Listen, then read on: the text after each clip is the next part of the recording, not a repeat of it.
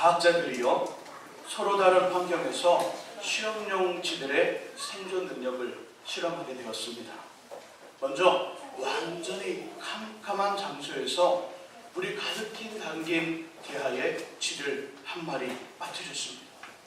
그리고 시간을 쟀지요. 익사하기까지 시간을 쟀는데 3분 이상을 버티지 못했습니다. 그리고 나서 또 다른 쥐를 같은 대하에 빠뜨렸고요. 이번에는 빛을 완전히 차단하지 않고 한 줄기 빛을 그 대하에 비춰주었죠. 그랬더니 그 쥐는요 무려 36분 동안이나 그 대하에서 살아 있었습니다. 완전히 캄캄한 장소의 쥐보다 12배 이상을 더 오래 버틴 것이지요. 이유는 하나, 다시 말해 희망이 있었기 때문입니다. 사람은 음식 없이 40일을, 물 없이 4일을, 공기 없이 4분을 버틸 수 있다고 합니다.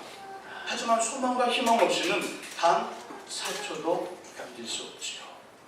소망을 말하며 희망을 주는 것, 우리에게 삶의 동기를 보라며 계속 나아갈 이유, 살아갈 의미를 제공합니다. 삶의 소망과 희망으로 가득하신 분을 주님의 이름으로 축복합니다.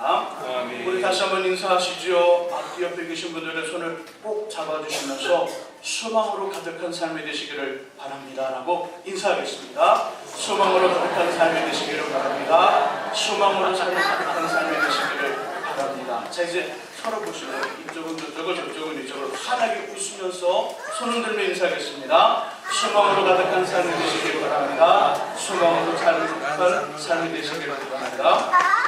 소망으로 가득한 삶이 되시기를 다시 한번 주님의 이름으로 축복합니다. 아멘. 소망에 대한 이야기를 본격적으로 나누기 전에 예수를 자신의 주님으로 믿고 살아가는 성도들에게 세상의 의미는 무엇인가를 먼저 말씀을 통해 정리해둬야 합니다. 왜냐하면 저와 여러분들이 하늘의 시민권을 가졌으나 주님의 나라에 갈 때까지 발을 붙이고 살아가야 할 곳이 세상입니다. 우리가 원하든 원하지 않든 간에 세상 속에 속하여 세상의 사람들과 함께 세상을 살아간다는 것이죠. 그렇기 때문에 성경이 말씀하는 세상의 의미, 성경이 말하는 세상의 의미를 이미 우리 안에 놔둬야 된다는 것이죠. 그리고 설교 주제의 주된 장소가 세상이기 때문에 세상에 대한 하나님의 말씀을 드려야 합니다. 세상을 향하여 하나님의 사람들, 성도들은 어떤 마음과 어떤 의미와 어떤 자세를 가져야 할까요? 주님은 마태복음 5장 1절부터 시작되는 산상수훈에서 이렇게 말씀합니다. 너희는 세상의 소금이라. 또한 너희는 세상의 빛이라. 그들로 세상의 사람들로 하여금 너희 착한 행실을 보고 하늘에 계신 너희 아버지께 영광을 돌리게 하라. 주님은 우리를 착한 행실로 비롯된 세상의 소금이요 세상의 빛이라 자리에 주셨습니다. 여기에는요 몇 가지 의미가 있습니다. 하나는 착한 행실로 세상의 모범이 되어 세상을 변화시켜라. 변화에 대한 하나님의 요구가 있는 것입니다. 세상은 우리 성도들에게는 변화의 대상입니다. 또 하나, 끝까지 착한 행실을 멈추지 않는 세상의 핍박과 어려움에도 굴하지 않냐고 착한 행실을 지키는 그 성도들에게 세상에 대해 견딤의 의미가 있습니다. 마지막 하나는 세상을 향해 이기라. 착한 행실을 막고 변질되게 하며 도전하는 세력을 향하여 세상의 방법인 투쟁과 전투가 아니라 하나님의 방법으로 이기라. 견딤과 변화와 이김에 대한 하나님은 우리에게 세상을 향하여 말씀하고 있습니다. 그래서 지금까지 세상을 이기는 능력, 믿음이라는 주제로 말씀을 전했고요. 오늘부터 약 한 달간 세상을 향한 성도의 두 번째 모습, 견딤. 세상을 견디는 그 능력, 소망에 대해 이야기를 할 것입니다. 소망 다음에는 세상을 향한 성도의 세 번째 모습, 세상을 변화시키라. 세상을 변화시키는 능력, 사랑에 대한 말씀을 준비하고 있습니다.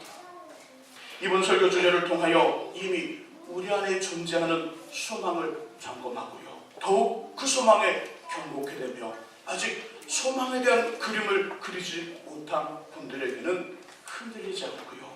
분명한 소망이 새겨지기를 예수님 이름으로 축원합니다. 함께 읽어보면 사도 바울이 기록한 편지입니다. 제3차 선교여행 중 고린도 교회에서 구원은 예수를 믿음으로만 가능합니다. 예수를 믿음으로만 구원을 받습니다. 이 복음을 로마에 있는 성도들과 일반 사람들에게 보낸 편지입니다.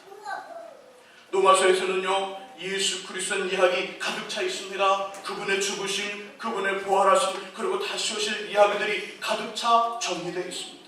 동시에 저와 여러분들이 나누려 하는 소망에 대한 이야기가 있지요. 24절과 25절을 다시 한 번 더 읽겠습니다. 읽으시면서 소망의 정의와 소망의 특성을 찾아보시기 바랍니다. 정의와 특성 24절, 25절 읽습니다. 우리가 소망으로 구원을 얻었으니 보이는 소망이 아니니 만일 우리가 보지 못하는 것을 바라면 참음으로 기다릴지니라. 아멘. 소망의 정의가 무엇일까요? 소망의 정의. 그렇죠. 바라는 것입니다. 바라는 것. 24절의 끝, 바라리요. 소망은 현재 일이 아니라, 과거의 일이 아니라 장차 이루어질 미래의 일에 대해 바라는 것입니다. 장래의 일에 대해 기대하는 것이죠. 국어사전에서도요, 소망이라는 단어를 이것과 비슷한 원망과 바람으로 소개합니다. 하지만 성경적 의미는 조금 더 깊지. 국어사전과 일반 사람들이 말하는 소망은 바라는 것이라 원함과 바람이 소망이다 이야기합니다. 틀리지 않습니다. 하지만 성경적 의미는 조금 더 깊습니다. 성경이 말하는 소망의 끝 세 가지 있습니다. 첫 번째는 바람의 성취. 원하고 바라며 기도하는 것이 되어지고 이루어지는 것, 원함의 성취, 바람의 성취가 첫 번째 소망의 의미입니다. 두 번째 의미는 현재의 최선화. 현재의 최선화. 지금 현재로도 분명 의미 있고 가치 있으며 선하고 좋은 영향력 있는 삶과 인생이 될 것이라는 기대입니다. 잘 되어서만이 무엇을 하겠다? 아니요. 지금도 현재로도 분명히 얼마든지 의미 있고 가치 있는 삶을 살아갈 수 있다는 기대입니다. 내게 있는 것, 나의 상황, 나의 조건으로도 얼마든지 나는 다른 사람들에게 좋은 영향력을 줄 수 있다는 기대. 현재의 최선화. 이게 두 번째 의미이죠. 세 번째 의미는 소망은 약속 이상의 약속이라는 것입니다. 약속 이상의 약속. 반드시 그렇게 될 것이라는 뜻이죠. 반드시 되어진다. 성경에 말씀하는 소망의 정의는 세 가지입니다. 약속 이상의 약속, 반드시 그렇게 될 것이다. 두 번째는 원하고 바라며 기도하는 것이 되어지고 이루어지는 바람의 성취가 소망의 두 번째 뜻이라면, 세 번째는 지금 현재라도 분명 의미 있고 가치 있으며 선하고 좋은 영향력 있는 삶과 인생이 될 것이라는 기대. 현재의 최선화. 이것이 성경이 말씀하는 소망의 세 가지 정의입니다. 그래서 꼭 기억할 수 있기를 주님의 이름으로 부탁드립니다. 아멘. 그렇다면 소망은 어떻게 시작될까요? 소망의 시작은 무엇일까요? 이 질문의 답을 제공하는 두 번째 본문 함께 찾아봅니다. 창세기 37장 5절에서 11절입니다. 창세기 37장 5절에서 11절, 구약 57쪽에 있습니다.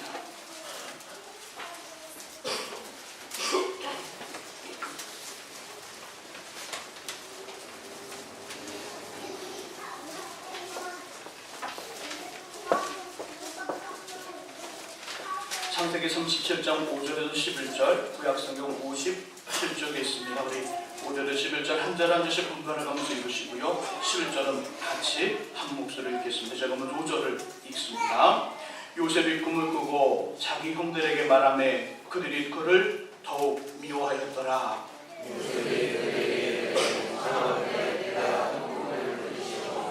우리가 밭에서 곡식단을 묻더니 내 단은 일어서고 당신들의 단은 내 단을 둘러서서 절하더이다. 내 형들이 그에게 이르되 내가 참으로 우리의 왕이 되겠느냐 참으로 우리를 다스리게 되겠느냐 하고 그의 꿈과 그의 말로 말미암아 그를 더욱 미워하더니 요셉이 다시 꿈을 꾸고 그의 형들에게 말하여 이르되 내가 또 꿈을 꾼즉 해와 달과 11별이 내게 절하더이다 하니라. 그가 그의 꿈을 아버지와 형들에게 말하니 아버지가 그를 꾸짖고 그에게 이르되 네가 꾼 꿈이 무엇이냐 나와 네 어머니와 네 형들이 참으로 와서 하나님께 절하느냐. 같이 읽습니다. 그의 형들은 시기하되 그의 아버지는 그 말을 간직해 두었더라. 아멘. 아브라함, 이삭, 야곱, 요셉, 이스라엘의 4명의 족장들이 등장하는데 세 번째 족장이었던 야곱에게는요 4명의 아내가 있었습니다. 레아와 라헬 2명은 결혼을 올린 정식 부인으로 둘은 친자매가 아니죠. 또 실바와 비라는 레아와 라헬의 몸종이었지만 남편 야곱을 차지하려는 두 자매의 갈등으로 야곱의 아내가 됩니다. 넷은요 야곱을 통하여 아들을 낳습니다. 특히 12명의 아들이 있었죠. 그중 한길동 본문의 주인공 요셉은 누구의 몇 번째 아들일까요? 네. 누구의 아들일까요? 라헬. 네. 라헬. 그죠? 라헬의 몇 번째? 첫 번째 아들이지만 야곱에게는 11번째 아들이죠. 맞습니다. 라헬의 11번째 아들, 야곱의 11번째 아들입니다. 그의 나이 17살이 되던 해 2번의 꿈을 꾸었는데요. 첫 번째 꿈은 7절. 밭에서 12형제가 일을 하는데 요셉이 묻던 곡식단이 일어섭니다. 그러자 나머지 11개의 곡식단들이 그 단 요셉의 단을 뺑 둘러싸서 절을 했습니다. 이 꿈 어떻게 풀이하면 될까요? 이 꿈 때문에 요셉은 형들에게 미움을 받게 됩니다. 어떤 의미일까요? 우리 모두 꿈을 해석하는 해몽가가 되었다 가정하고요. 꿈의 뜻은 말씀을 안 해도 다 알죠. 분명 요셉은 형 몇 명보다 11명? 그렇죠. 아주 똑똑하십니다. 형 10명보다 뛰어난 사람이 될 것이라는 거죠. 그리고 동생 1명보다도 더 뛰어난 인물이 될 것이라는 것입니다. 며칠 후 또다시 꿈을 꾸지요. 9절입니다. 이번에는 곡식단이 아니라 하늘에 떠있는 해와 달 11별이 요셉에게 절을 합니다. 무슨 뜻일까요? 우리 방금 전에 뭐가 됐죠? 해몽가가 됐잖아요. 해몽가.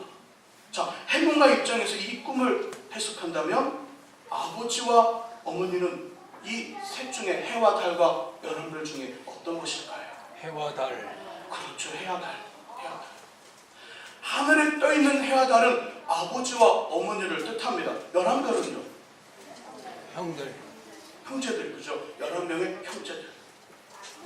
이 뜻은 이렇게 되는 것이지요. 요셉은 11명의 형제들에게 절을 받을 만큼 뛰어난 사람이 될 것이고요. 여기서 멈추지 않고 아버지와 어머니에게도 절을 받는 위대한 사람.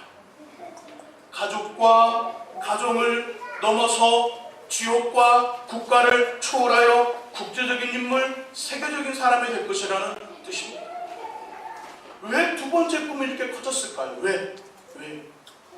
지역을 넘어섭니다. 이스라엘은 나라를 넘어섭니다. 이제는 국가와 또 가정을 넘어서서 세계적인 인물, 국제적인 사람이 될 것이라는 그 꿈이 무엇 번째 꿈에서 나왔을까요? 이유는 아버지와 어머니가 그에게 절을 했기 때문이죠.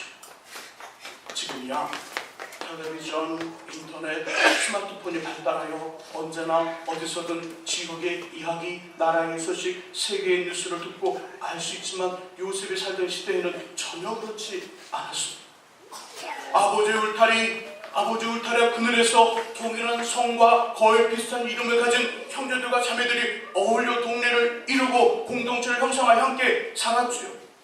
그 울타리와 그늘을 벗어나면 금방이라도 죽을 것 같은 엄청 큰과 무서운 일을 만날 것만 같은 두려움을 가지고 살았습니다.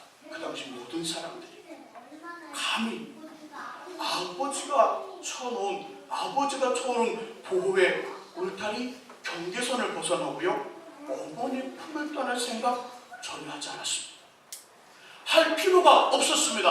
한 번도 인생을 살아가면서도 한 번도 그런 생각 가질 필요가 없었고요. 만일 그런 생각과 마음을 갖는다는 건 씻을 수 없는 불효이고요, 죄입니다. 그러므로 요셉에게 아버지와 어머니는 온 세계입니다. 온 세계이고요, 온 우주이고요, 온 세상입니다. 그런 분들이 자신에게 절을 합니다. 곧 요셉이 꾸었던 꿈은 가정을 돕고 나라를 조월하여 온 세상에 뛰어난 자, 모든 사람들에게 존경과 사랑을 받는 위대한 자가 될 것이라는 하나님의 증거, 주님의 표시였습니다.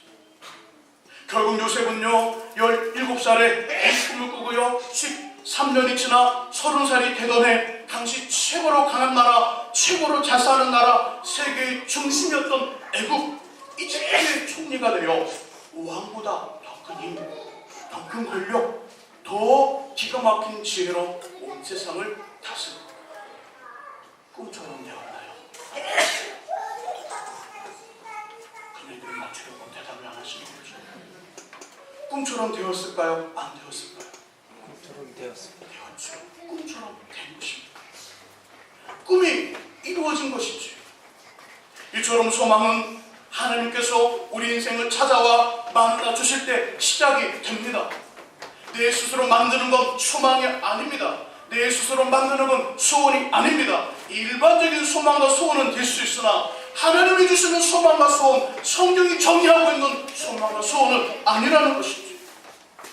하나님 말씀하시는 소망, 성경이 이야기하는 소망과 소원은 하나님 우리를 찾아와 만나 주실 때 시작이 된다는 것이죠. 믿음을 지키며 경건한 삶을 살아가고 말씀을 이루려는 믿음의 인내의 현장에 삶의 고통과 아픔, 어려움을 만나 주님만을 바라볼 수밖에 없는, 주님만을 의지하고 꿋꿋하게 최선과 성실을 다하는 오랜 참음의 인생에 하나님 오십니다. 하나님은 우리가 가장 잘 발견할 수 있는 그 방법으로 우리를 찾아오시지요. 오셔서 지어지지 않는, 아니 잊을 수 없는 소망을 심어주십니다. 또 하나님은요 말씀과 기도로 자신을 찾고 찾는 간절한 심, 갈급한 영혼, 겸손한 사람을 찾아오시지요.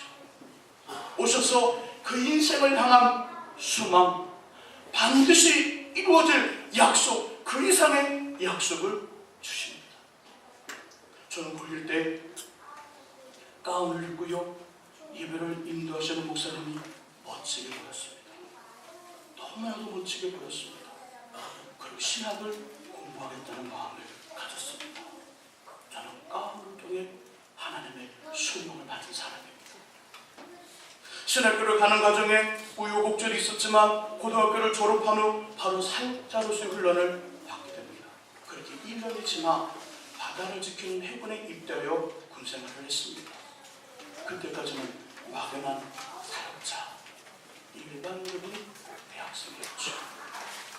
그러던 어느 날 군 복무 중 매일 기도의 지단을 쌓던 제게 앞으로 어떤 사역, 어떤 목회를 하면 좋을까라는 물음을 찾아옵니다. 매일 군대에 그 저녁 시간을 이용하여 기도합니다. 저는 특별히 머리를 깎아주는 이발병이라 이발소는 저의 완전한 기도의 장소였습니다.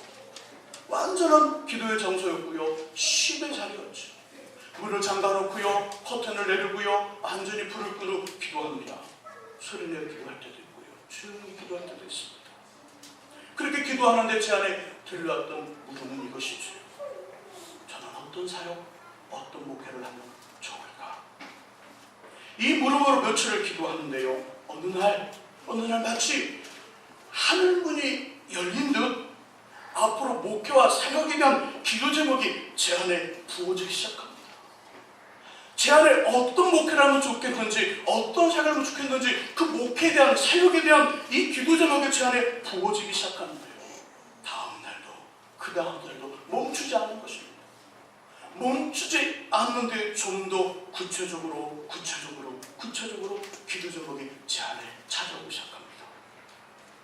그런데 저의 상황, 환경은 군종병이 아니었습니다. 군대 교회에서 일을 하는 군종병도 아니었고요. 제자 날짜가 너무 많이 남아있어서 계산조차 할 수 없는 작대기 2개 일병이었습니다. 더군다나 한 번도 전사님으로 아이들과 학생들, 어른들에게 기도 인도도, 찬양 인도도, 말씀을 전해보지 못한 이제 갓 신학교 1학년을 마친 상태였습니다.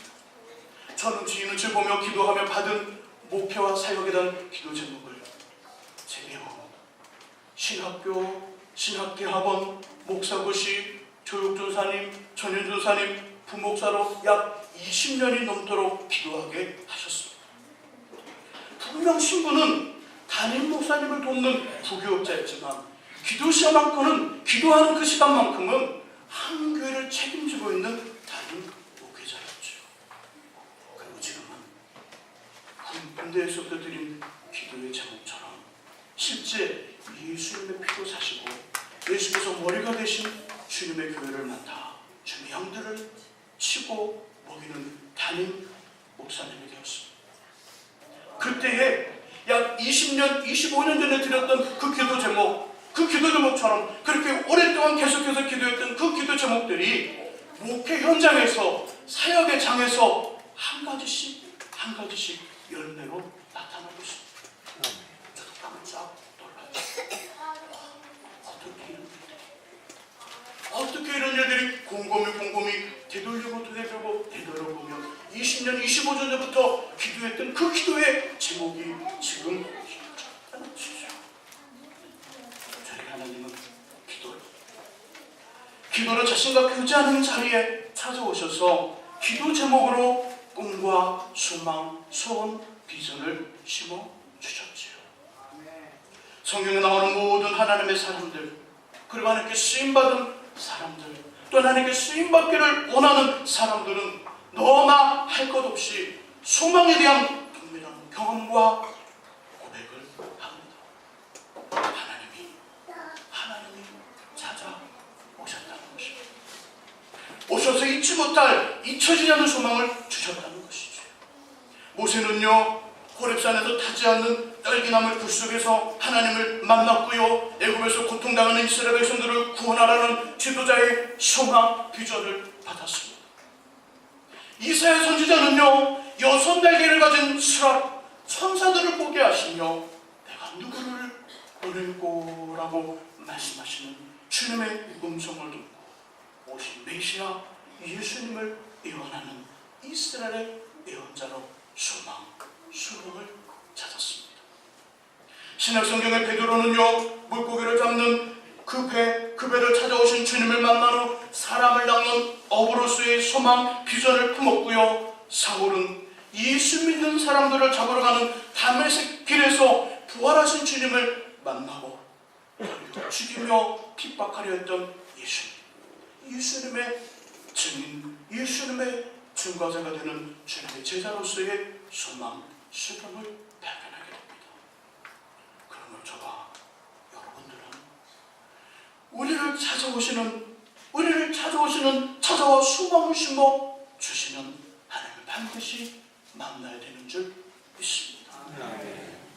그래서 어른 성도들이 하나님을 만나면, 주님이 그들을 찾아오시면 어른 성도들은 기도하기 시작합니다. 일반적인 기도가 아니라 생명을 걸고 간절히 온 마음, 온 힘, 온 정성을 다해 부르짖습니다. 간구한다는 것이지.